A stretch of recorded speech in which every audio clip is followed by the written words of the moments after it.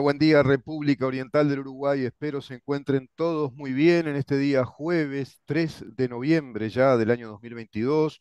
Rápidamente nos vamos acercando a fines de este año. Va cerrando el año 2022 y va cerrando el tercer año de gobierno de esta coalición de gobierno, lo cual nos va a llevar digamos, en el tramo final de este programa a una reflexión, o si ustedes quieren, a un análisis respecto a uno de los puntos que hoy están en debate ya, como lo es la reforma previsional de la seguridad social. En reforma previsional que desde nuestro punto de vista adolece de una enormidad de defectos. Así como lo escuchan, somos muy críticos con esa reforma previsional que no contempla el modelo económico del país a revisar, no contempla el revisar críticamente el modelo económico, digamos que el macromodelo, la macroeconomía de nuestro país. Y vienen muchas preguntas a partir de ahí, distintos sistemas previsionales que hay en el mundo. Y como hay distintos sistemas previsionales, también estaba leyendo y estudiando un poco, hay distintos sistemas educativos en el mundo, modelos, modelos de educación, se le dice, modelos pedagógicos. Se habla de cuatro grandes modelos, se habla de nueve grandes modelos en el mundo. Bueno, se pasa revista en, digamos, los textos que estuve viendo, documentos que estuve viendo también, navegando un poco por internet, doctor Google, que enseña bastante. Bueno, distintos países lo que van aplicando. Y yo veo que todos los modelos hablan de, bueno, trabajar en grupo, la capacidad de formar grupos de trabajo ya en los niños y adolescentes, el desarrollo de la creatividad, propenden a eso, al desarrollo de la creatividad, resolver problemas también en grupo, clases de integración, contenidos, no hablan de materias, uno comienza a preguntarse, ¿y qué pasa con las materias? Materias, disciplinas de conocimiento, la física, las matemáticas, la química, la historia, la filosofía de la historia y la historia de la filosofía. Todo eso se sigue dando en los cursos, en la enseñanza de distintos países. En nuestro país se va a dar todo eso. Hablamos de técnicas de aprendizaje y técnicas de enseñanza, es decir, hablamos de estrategias pedagógicas y didácticas. Estamos hablando en nuestro país del cómo. Y respecto a todo ello, más la estructura administrativa que asumió esta reforma, evidentemente, que eso ya es lo institucional, en los actos administrativos que se van a llevar adelante con esta reforma, a través de un acto legislativo que le quita el cogobierno a los sindicatos de la educación, eso se instaló como un debate cruento, duro por momentos, respecto a una reforma educativa que el gobierno califica de transformación educativa. Está con nosotros, una vez más, bueno, una eminencia que nos permite la posibilidad de consultar todas estas cosas. Yo le agradezco un montón. Es un placer conversar con el doctor Claudio Rama. Gracias por estar, doctor. No, un gran gusto, Rubén. Te agradezco mucho la gentileza de la invitación, de compartir con tu audiencia y de debatir un poco estos temas educativos en este nivel de complejidad interesante que tú pones a tu programa y a tu mirada educativa. Muchísimas gracias, doctor, porque creo que son temas necesarios, ¿no? A debatir y a poner en la opinión pública, instalarlos, porque no se está hablando mucho de los contenidos, ¿no? Se está hablando más del cómo, cómo van a ser esos cursos, de cómo se va a aplicar digamos, la táctica o la estrategia educativa. Ya no se habla de aquel profesor que va a dictar la clase y los alumnos que van a recibir conocimiento, sino que se habla de grupos de integración para que puedan colaborar en equipo, trabajar y resolver problemas. Es posible eso, doctor, pero ¿no tiene que primero el alumno que recibir el conocimiento de cada una de las materias y teniendo ese conocimiento poder después ir al desarrollo de problemas que le plantee el conocimiento? Mira, tu misma pregunta cuando dices no sería, es que de alguna forma todavía no tenemos un marco científico. ¿Qué estoy diciendo con esto? Te digo que hasta ahora la educación se basaba en dos campos teóricos, que era la sociología Ajá. y la psicología. Y sobre eso se armaba la pedagogía. En los últimos 20, 30 años, cada vez más avanza la neurociencia, que realmente hasta ahora nosotros no sabíamos cómo la mente aprendía, cómo la cabeza formaba los conceptos, las ideas, cómo las conectaba. Ah, Entonces, el marco general científico sobre el cual se basa la educación está cambiando radicalmente en el sentido de que la neurociencia nos está permitiendo comprender algunos de los fenómenos que antes había teorías y modelos educativos sin una base científica, sino en general una base empírica. Yo le repito al estudiante 100 veces, parece que él sabe tal o cual cosa. Entonces, hay un escenario un poco referido a lo que tú decías antes de los modelos, en el sentido de que los avances de la ciencia en relación a los procesos de comprensión de la mente, de si uno pega un grito, qué significa en términos de los procesos dentro de la cabeza, en términos de conexiones, ajá, sinapsis, formación de redes. Entonces, eso está generando un paradigma en general diferenciado que va incorporando, sin anular, pero complementando muy fuertemente, los ejes de la psicología y de la sociología como ejes educativos. bien, Ahora uno podría decir que la educación se está haciendo un poco más científica en el sentido de que se va a basar en paradigmas de cómo realmente la mente aprende. En ese sentido, estamos durante los últimos 20, 30 años en un proceso en el cual se están cambiando viejos paradigmas, viejas concepciones a nuevas.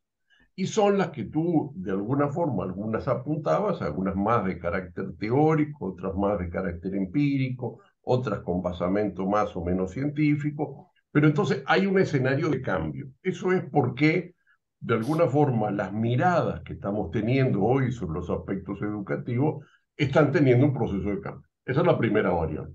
La segunda es un poquito ya más específica. Cada modelo educativo responde a un tipo de sociedad.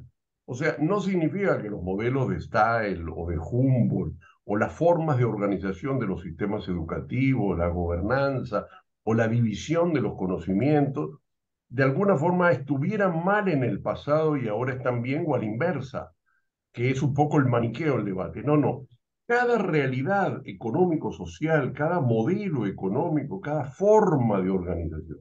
O sea, tú no puedes hoy organizar porque el mercado de trabajo, la realidad social, las tareas de la sociedad, el tipo de complementación de tareas es una división técnica y social distinta. Entonces, cuando tú dices trabajo colaborativo es porque hay formas de organización del trabajo que generan campos educativos diferenciados. O sea que cada modelo educativo no responde solo a una concepción teórica, sino a una realidad.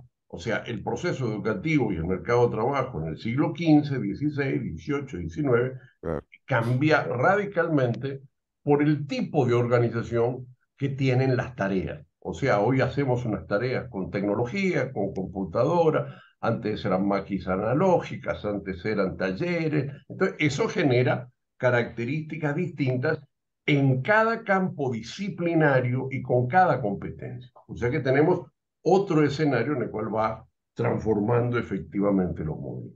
En esta discusión hay otro tema todavía más que agrega, que es la cantidad de campos del conocimiento.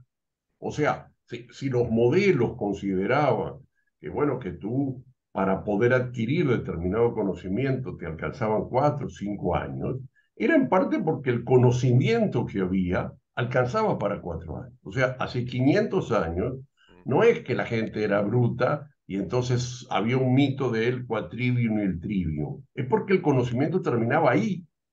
Entonces no necesitabas, cuando apareció Colón, apareció el Renacimiento, apareció la claro, expansión del saber, nació el ciclo universitario, porque es un conjunto más de conocimiento. Entonces, eso también está pasando. Hace 100 años en Uruguay, ser bachiller alcanzaba para todo, para comprender, para entender, para trabajar, para convivir.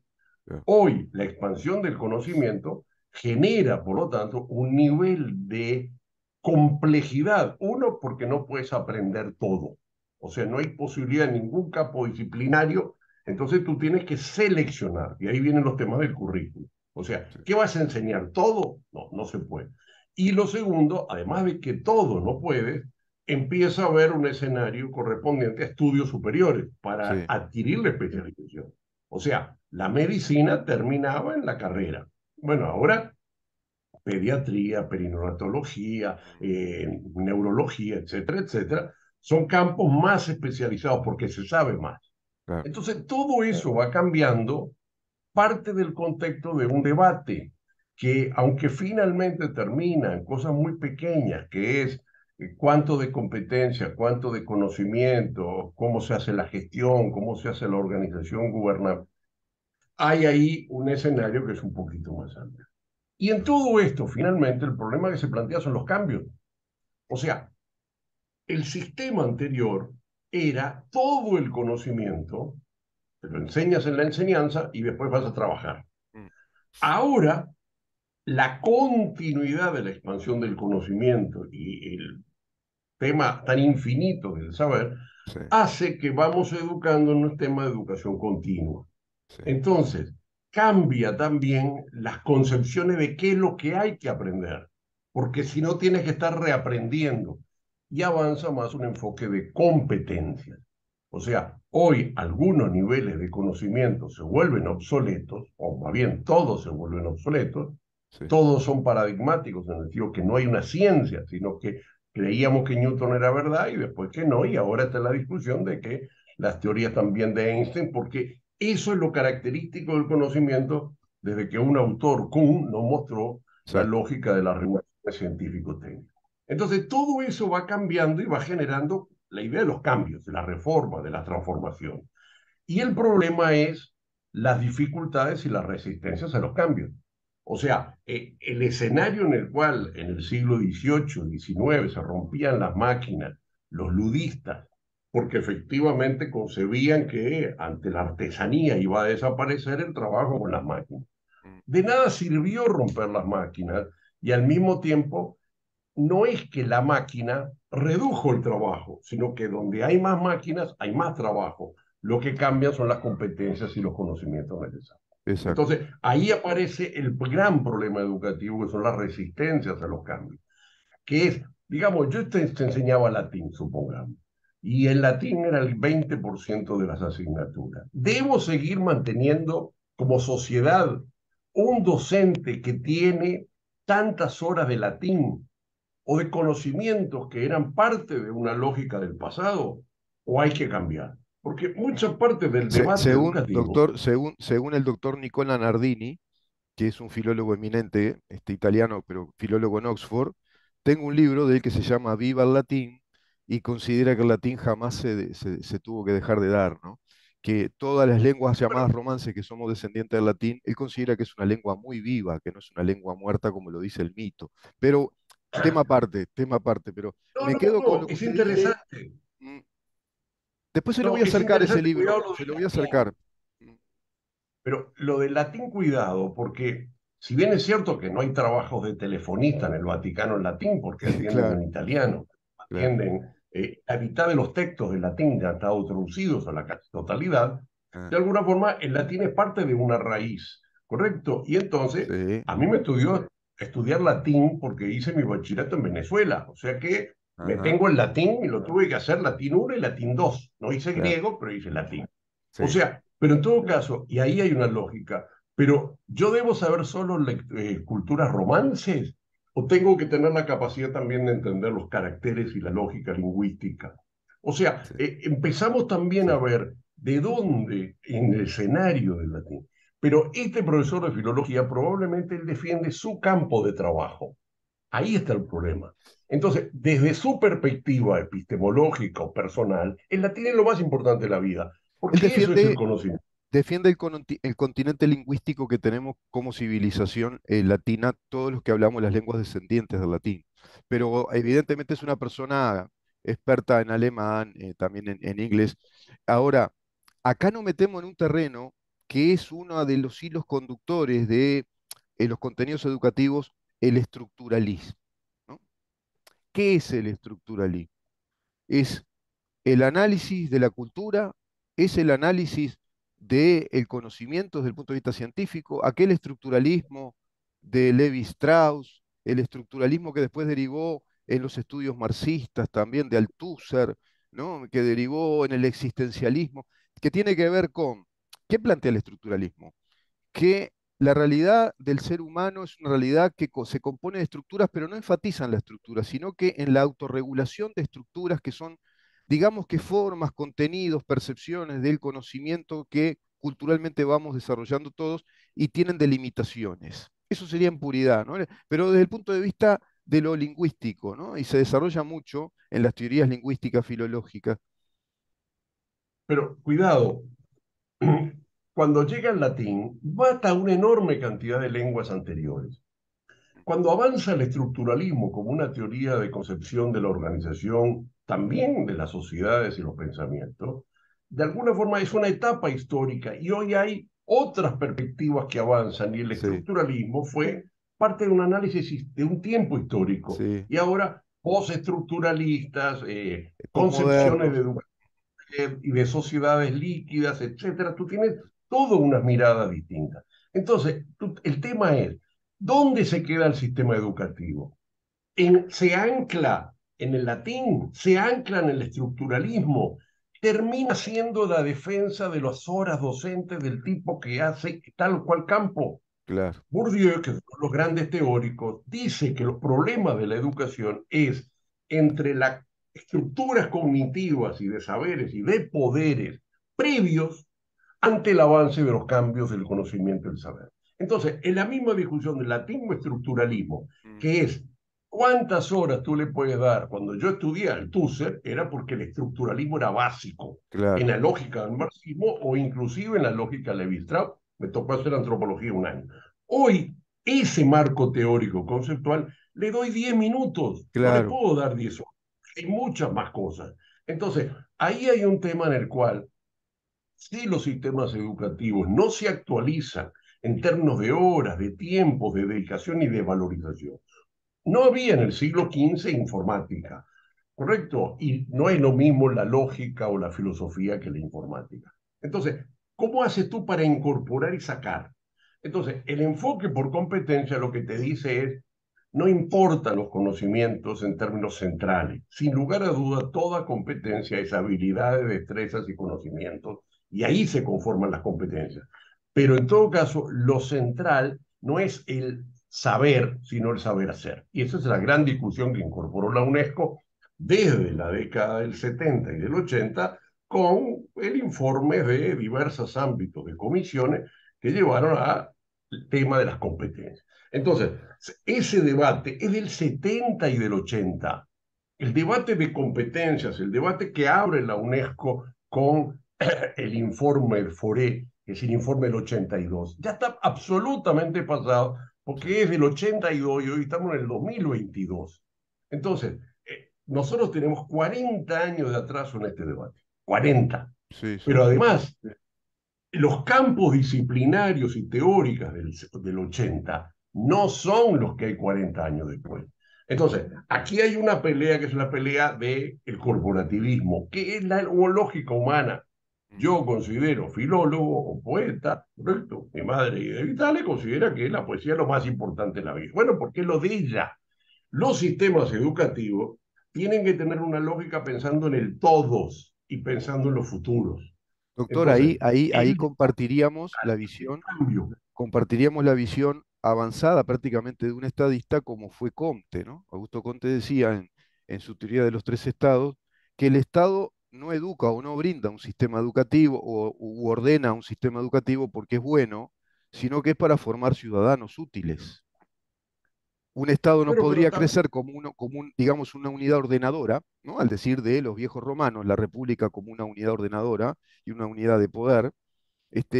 ¿De qué nos sirve un Estado que no nos brinde la posibilidad de tener ciudadanos cada vez más capacitados y útiles para el desarrollo de esa unidad, que es el Estado, ¿no? El Estado nacional? bueno, cuidado, porque digo, eso nos pone una concepción en la cual la educación es para los fines del Estado y no para los fines de las personas. Ahí hay un debate filosófico en el sentido de si la educación es para la libertad o es para ser esclavos del Estado. Ahí está, ¿Correcto? ese punto.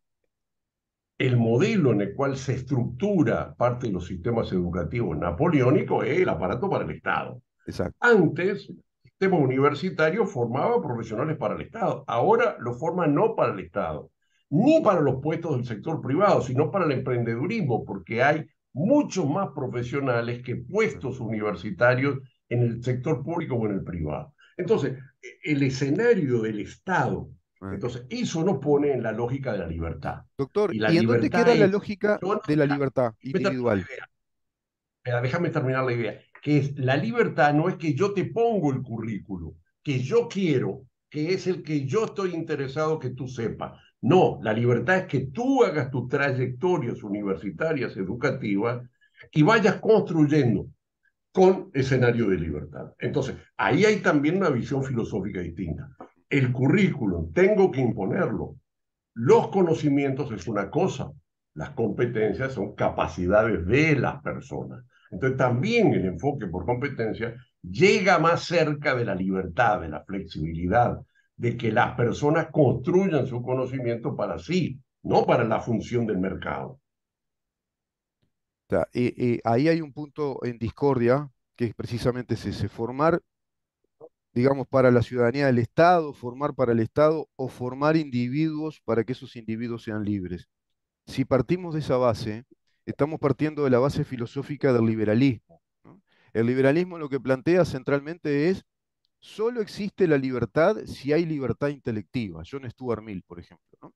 Y así tantos otros liberales que dicen, bueno, es posible la libertad si el individuo tiene el crecimiento intelectual, intelectivo, que le va a permitir por añadidura el resto de las libertades. Es decir, va a poder emprender, va a poder desarrollar, va a poder pensar, evaluar, cotejar, es decir, va a tener la capacidad de selección y de opción, ¿no?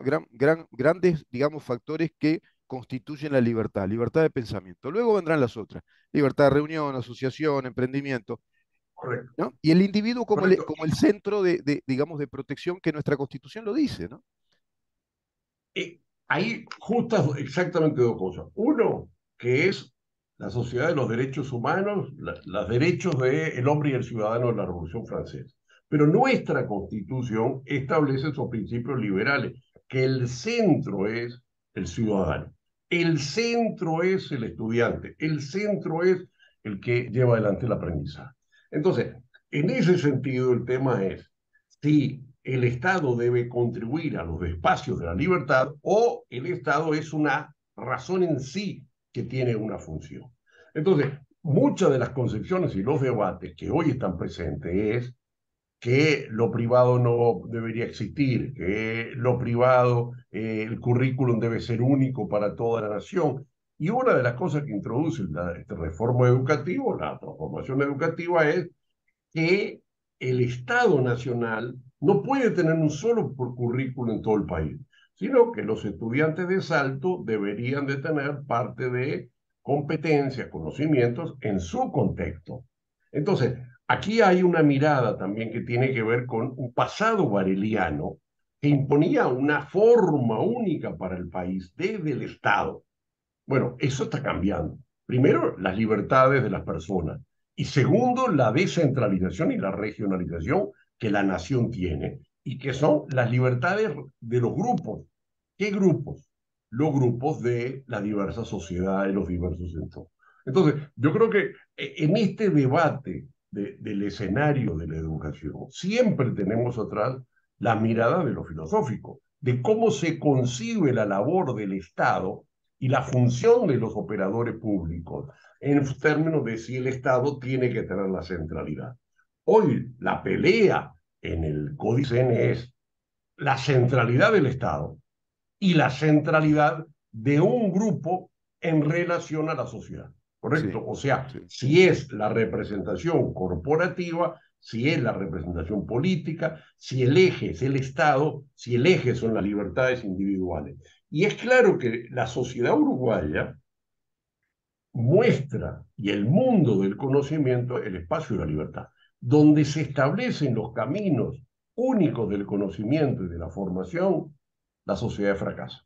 O sea, esa es una de las grandes demostraciones de la crisis, por ejemplo, que hubo en la década del 50, empezó en la sociedad soviética, que cuando prohibieron los estudios de genética. O sea, claro. el Ministerio de Educación de los 50 dijo, no, La genética no existe, no debemos impartir genética porque concepciones sobre el marxismo de cuál es el sistema educativo y de investigación. Ujú. Total, detuvieron los avances de la genética 30 años, un retraso enorme. Claro. Entonces, la libertad es también el marco del conocimiento, que eso hace también valorar la autonomía. O sea, que aquí hay un equilibrio tenso entre libertad, autonomía, gobierno y gestión y los colectivos que participan. Y lo que yo creo que de alguna manera esa es la discusión, que es hasta dónde la libertad es más importante que el Estado, o el Estado nacional es más importante que los colectivos, o que los colectivos son unos y no son otros. Entonces, hay una discusión finalmente filosófica en este tema del modelo educativo y la transformación educativa. Sí, por ejemplo, en Canadá se aplica lo que usted dice, ¿no? Es un modelo educativo que se aplica adaptándose a cada región, a la idiosincrasia de cada lugar, pero claro, en un país muy grande con diferencias culturales étnicas también importantes, ¿no? Pero quiero ir a estos puntos que me parecen interesantes. Por un lado, usted dijo algo muy clave que es la neurociencia va avanzando y va otorgando paradigmas más científicos, ¿no? Más, digamos, estamos más en los paradigmas, según Kuhn, los núcleos duros, paradigmáticos, es más científico que lo anterior. Lo anterior eran más bien corrientes de opinión, filosóficas, de algún modo empíricas, pero no había una trazabilidad científica más dura que nos dijera, bueno, se aprende de esta manera. La pedagogía, por lo tanto, no tiene un gran sustento aún científico, ¿no? Como una ciencia de las humanidades, si queremos decirlo así. La filología, lo mismo, y se va nutriendo, ahora con la neurociencia, la neurofilología, la neurolingüística, se va nutriendo de conocimiento científico. Eso se va aportando precisamente a los modelos pedagógicos. Y el otro punto es educar para la libertad o educar para un determinado tipo de Estado. Bueno, parecería claro para nosotros, por formación, por tradición, que es educar para la libertad. Y acá viene un punto, pero nos vamos dando cuenta que la libertad se educa. No tenemos una libertad a priori. Precisamente necesita ser educada. ¿Y educada en qué? En conocimiento. Quien no adquiere el conocimiento no adquiere la libertad o la posibilidad de ser libre, ¿no? Aquello de la verdad os hará libre, en verdad, se podría traducir como el conocimiento nos hará libres. Ahora, el conocimiento está en esas disciplinas que usted mencionaba al pasar. Es decir, no se puede inventar, crear teorías o percepciones de la matemática, la física, la química, la genética, la biología. Eso hay que impartirlo, es un conocimiento que hay que darlo. Y ahí es donde la gente se confunde. Me hago un poco eco del común de la gente. ¿Qué es eso de las competencias y por otro lado los contenidos o el conocimiento por disciplina? No tiene que estar el conocimiento dado para que después se desarrollen vuelvo a lo mismo, ¿no? Las competencias, ¿cómo se puede dar eso integrado en las primeras etapas del conocimiento? Digo, en la niñez, en la primera adolescencia. No, digamos, este es un debate que arranca desde el siglo XVI mismo, que es uno no aprende en la teoría solo, Ujú. ¿correcto? Ajá, El racionalismo y el mundo de la razón nos hicieron creer que todos los procesos de aprendizaje son aprendizaje meramente en un campo conceptual y en una abstracción. claro, Y la realidad es que el proceso de enseñanza requiere necesariamente un escenario de práctica. Nosotros claro, vamos practicando y que no tiene sentido hoy un marco de enseñanza meramente teórico porque también las teorías se han vuelto obsoletas. O claro. sea, cuando no se concebía que la teoría pudiera tener una duración, ¿correcto? Y hay un ciclo del conocimiento cada vez más fuerte, teorías y axiomas en campos disciplinarios o hasta en campos profesionales, entonces empieza a avanzar una lógica de la verificación del conocimiento y también la forma en la cual aprendemos. Sí, No aprendemos solo por teorías abstractas, aprendemos cada vez escenarios prácticos. En los últimos 300 años, parte de las miradas de la práctica la fuimos abandonando. mm, Pero hoy es mucho más claro, en la medida que la teoría se vuelve obsoleta, el proceso de raciocinio, el proceso de apropiación de un conocimiento se hace en el contexto práctico. O sea, la medicina es un campo disciplinario claro, el 50% práctica. mm, Entonces, en otros campos disciplinarios se concibe una mirada donde la práctica no existe. Entonces, esto es un equilibrio de cómo hay teorías, de cómo hay capacidades de las personas, habilidades propias, y Ajá, el otro, cómo se adquieren las destrezas. Y las destrezas se adquieren en la práctica, en el trabajo colaborativo. Entonces, Stael hace cientos de años decía que el trabajo, la educación no era lúdica. Ahora hemos aprendido que lo lúdico tiene un componente de aprendizaje. Decía que la educación tiene que ser encerrada. Ahora sabemos que es colaborativa y en red. O sea, ha habido concepciones que en un momento pudieron tener vigencia intelectual como conceptos y que hoy no tienen. Entonces, el escenario de separar teoría y práctica no es posible. En algunos campos disciplinarios se sostiene en ingeniería que dominantemente es no un campo científico básico, sino un campo aplicado. sí, Y el tema de la discusión de conocimiento aplicado, conocimiento teórico, viene desde Aristóteles, sí, no claro. es nuevo. No, O claro. sea, lo básico es cómo se adquiere el aprendizaje. Hemos valorizado en los últimos siglos demasiado la teoría y ahora nos damos cuenta que las teorías se caen mucho más fuerte de lo que creímos. Pero además, no podemos enseñar toda la teoría. Tenemos que enseñar la capacidad de aprender, la capacidad de convivir, la capacidad de comunicar, la capacidad de entender, la capacidad de razonar, la capacidad de leer, las capacidades. Y las capacidades son las competencias. La competencia es una forma específica de la capacidad, que también tiene un riesgo. ¿Cuántas capacidades vamos a enseñar? ¿Miles? No. Claro. O sea, así Estaba como tú leyendo, puedes doctor, enseñar. que en Taiwán, por ejemplo, en Taiwán y si no me equivoco en Finlandia, predomina el modelo de enseñanza de la capacidad de reflexionar para desarrollar capacidad crítica en cuanto a la resolución después de problemas y aplicar el conocimiento. Ahí hay un ejemplo, ¿no? La capacidad, no de memorización, no de memorizar, de repetir de memoria texto. ¿Se acuerda cuando nos hacían repetir? Estaba la vieja nemótica griega, aquella que para qué, ahora diría Bamino Pons, ¿no? El relator de fútbol, ¿para qué te traje? ¿No? Es decir, ya no tendría sentido. Hoy estamos en un mundo vertiginoso de cambios tecnológicos donde hay que hacer, aplicar, interactuar, desarrollar. El escenario del modelo de Harvard, que es de la educación de casos, eh, hay veces creeríamos que era un marco con bajo nivel de eficiencia. No, Harvard demostró claramente que el modelo de estudio de casos no, es mucho más conceptual y sólido. Y hoy el modelo de casos desaparece con los modelos de simulación, porque el caso meramente te ubica en una posición de las variables, mientras que una simulación te pone todas las variables mucho más complejas y móviles. Claro, Entonces, el escenario de que se aprende por teoría no lo tiene ni la propia Harvard, que desarrolló un modelo de caso. claro, Y hace pocos meses, la gente que está haciendo para Harvard en Argentina, que hace la producción de los estudios de casos, se están instalando en Uruguay.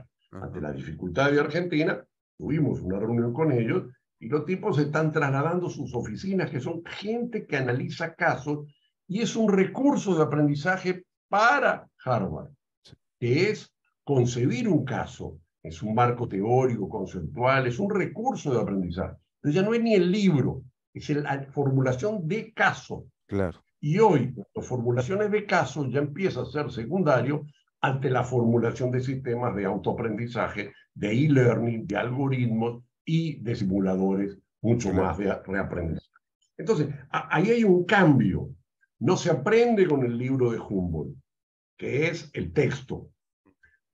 Antes de Humboldt o antes de Gutenberg no había ni libros, era el Claro, profesor. claro. Empezaron los modelos de casos. Casos tiene ya 150 años. El rector de la UD, el Mm, contador Breso, hizo un seminario de estudio de casos en Harvard en el año 70. Aquí es como si fuera mala palabra. Entonces, lo que sí, sí, digo es, estamos en una transformación tan brutal de los procesos cognitivos y de metodología que debatir el tema de conocimientos como si fuera algo separado a la práctica es un tema sin sentido. claro. Pero que al final lo que discute y lo que argumenta es defender horas.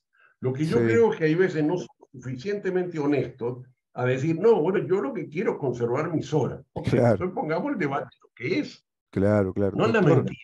para cerrar entonces esta charla muy interesante, ¿no? Muy nutrida, muy, digamos, esclarecedora.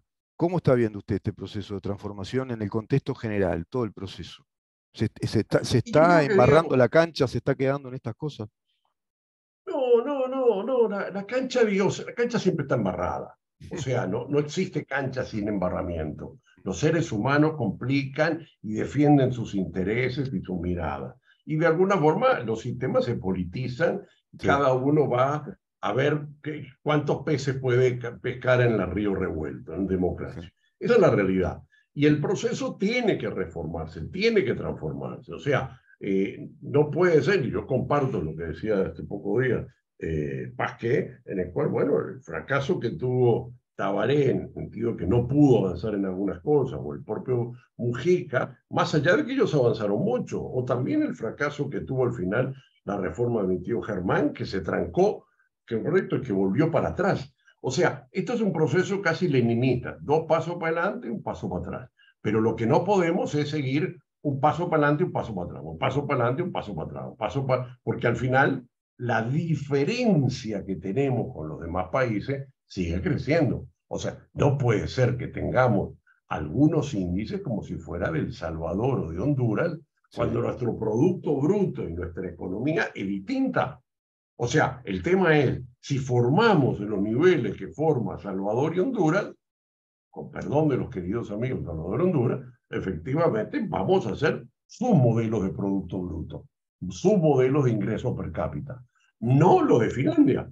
Si yo quiero no tener $17.000 de ingreso promedio per cápita del país, sino tener 80, que son los países altamente claro, desarrollados, está claro que quiero que la educación mejore, porque eso es beneficioso para todos. sin duda, Entonces, no doctor, podemos seguir un paso para adelante y un paso para atrás. sin Yo duda. creo que Tabaré hizo avance, el Ceibal, Sí, sí, Mujica hizo avance, la UTEC, pero el sistema sigue sí, trancado. sí, sí, sí. Y eso Doc- no debe ser por la doctor, mamá hay ama de casa y por los estudiantes y los profesores.